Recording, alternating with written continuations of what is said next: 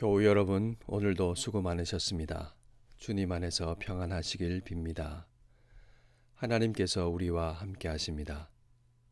지난 주일 말씀을 되새기며 기도하겠습니다. 한 사람이 다윗에게 나와 엎드려 절했습니다. 그의 옷은 찢어졌고 머리는 흙투성이였습니다. 너는 어디서 왔느냐? 이스라엘 진영에서 도망하여 왔나이다. 다윗은 일이 어떻게 되었느냐? 너는 내게 말하라 다급하게 물었습니다. 그 청년은 사울과 요나단이 죽었다는 소식을 전했습니다. 이에 다윗이 묻습니다. 사울과 그의 아들 요나단이 죽은 줄을 내가 어떻게 아느냐? 그의 대답이 성경에 상세하게 기록되어 있습니다. 그가 우연히 길보아 산에 이르렀을 때 사울은 위급한 상황 속에 사람을 찾고 있었습니다. 사울이 누구냐 묻길래 아말렉 사람이라고 밝혔더니 사울은 고통 중에 있는 자신을 죽여달라고 말했습니다. 그가 보기에 살 가망이 없으므로 사울을 죽였고 왕관과 팔찌를 벗겨서 가져왔다는 것입니다. 과연 그의 말은 사실일까요? 사무엘상 31장은 이에 대한 진실을 말합니다. 사울은 활 쏘는 자에게 중상을 입고 자기 부관에게 칼을 빼어 나를 찌르라 했습니다. 할례 받지 않은 자들이 와서 그를 찌르고 모욕할까 두려워했기 때문입니다. 부관은 감히 기름 부음 받은 자를 찌를 수 없었습니다. 그러자 사울은 자기의 칼을 뽑아서 그 위에 엎드려져 자결했습니다. 그의 말은 거짓말입니다. 그는 왜 자신이 아말렉 사람이라고 사울에게 밝히는 장면을 넣었을까요? 아말렉은 사울이 왕위에서 내려와야 하는 이유였습니다. 아말렉 사람인 자신이 하나님 편에 서서 사울의 종말을 결정지었다는 것을 나타낸 것입니다. 또한 그는 매우 교묘한 말을 했습니다. 9절은 어쩔 수 없이 왕의 명령을 수행한 것일 뿐이라는 말입니다. 그런데 10절은 자신이 판단자의 위치에 있습니다. 그가 엎드러진 후에는 살 수 없는 줄을 내가 알고 내가 죽였다는 것입니다. 여기에 수동적인 조력자와 최종적인 심판자가 공존합니다. 책임을 면하려는 말을 하면서도 사울을 죽인 사람은 바로 나라는 것을 말합니다. 그는 여기서 그치지 않았습니다. 자신이 죽였다는 확실한 증거물로 사울의 왕관과 팔찌를 가지고 왔습니다. 완벽하게 설계된 말과 행동입니다. 그는 왜 이 같은 거짓말을 지어냈을까요? 자기의 영달을 위해서입니다. 이제 사울은 끝났고 다윗은 왕이 될 것이 분명하니 이 결정적인 순간에 내가 사울을 죽인 사람으로서 왕관을 들고 가면 보상받을 것이라 생각한 것입니다. 다윗도 자신의 정적이 제거된 것을 알고 기뻐할 것이라 생각한 것입니다. 다윗은 이 소식을 듣고 자기 옷을 찢고 저녁까지 울며 금식했습니다. 그 이후에 다윗은 그에게 이렇게 묻습니다. 너는 어디 사람이냐? 저는 아말렉 사람 곧 외국인의 아들입니다. 여기 외국인의 아들로 번역된 히브리어 게르라는 말은 거류민을 뜻합니다. 비유하자면 영주권을 얻어서 그 나라 사람으로 살기로 결정한 사람입니다. 하나님의 언약 백성 안에 편입되기를 원한 사람입니다.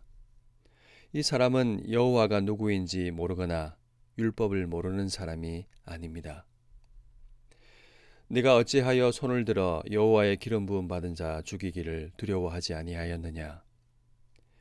자기 입으로 사울을 죽였다고 했고 이 나라의 백성이라고 했으니 물릴 수가 없습니다.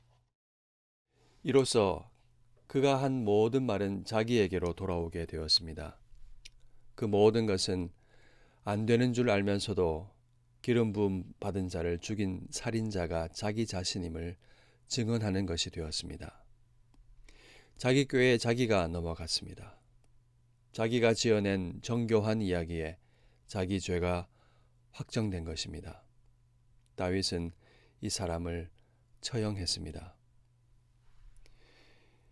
이 사건이 우리에게 보여주는 것은 무엇입니까?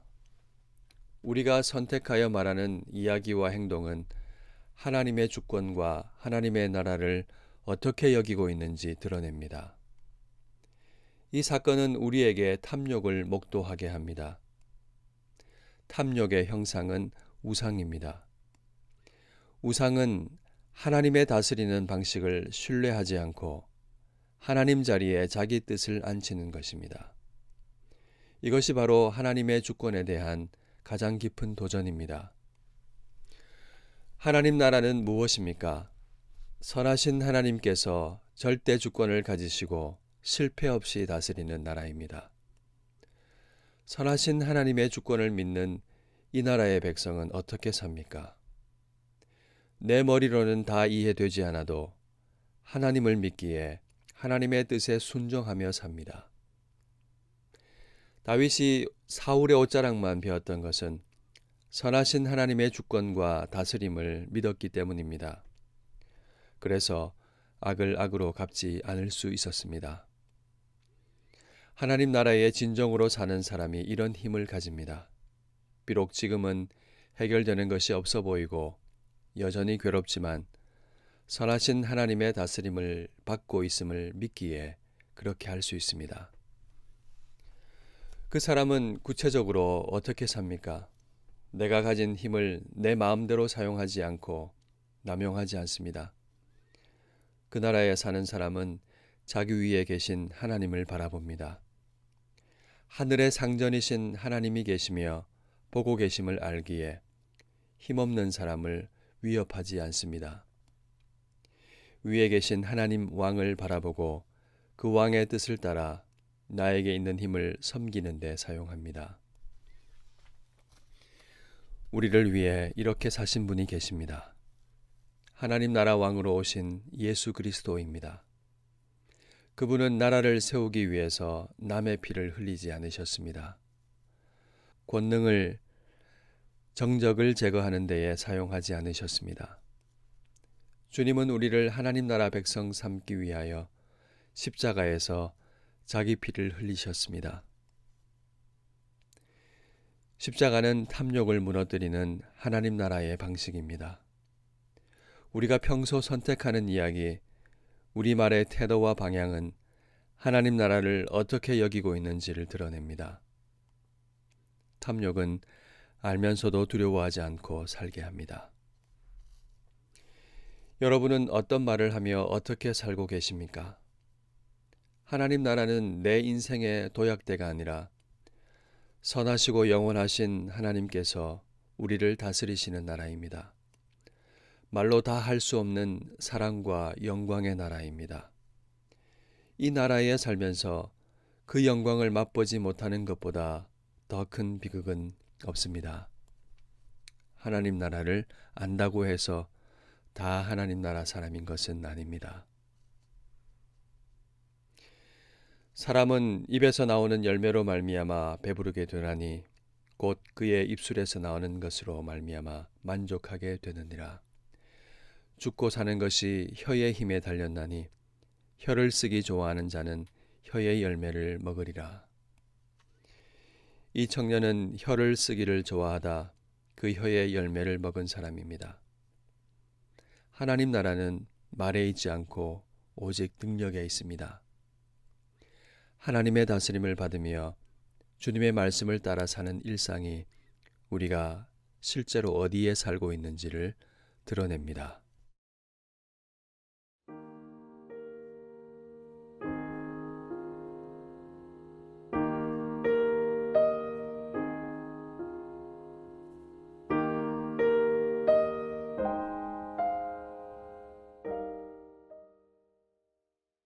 우리 함께 기도하겠습니다.